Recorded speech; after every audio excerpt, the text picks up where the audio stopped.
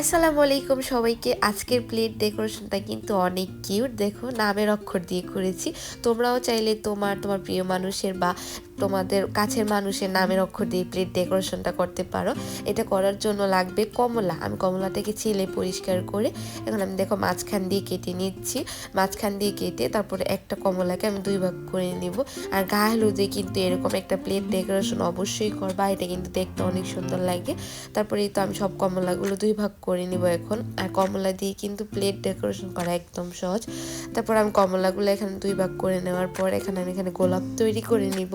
আর কমলা দিয়ে গোলাপ বানানো কিন্তু একদম সহজ। কিভাবে দেখো করছি, একটার উপর আরেকটা দিয়ে তারপর মাঝখানে আমি কতগুলো বেদানা দিয়ে দিলাম।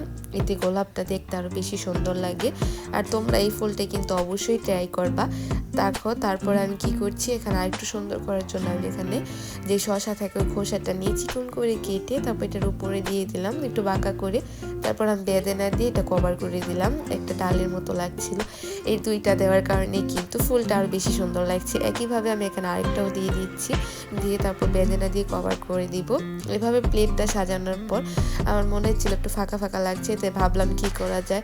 তারপরে এই তো বেদানা দিয়ে আমি নামের অক্ষর দিয়ে দিলাম। এখানে আমার প্রিয় মানুষটা নামের অক্ষর দিয়ে করেছি, তাই ভাবলাম আমার নামের অক্ষরটাও দিয়ে দিই। এই তো দেখো কেমন হয়েছে, আমার কাছে কিন্তু খুবই ভালো লেগেছে।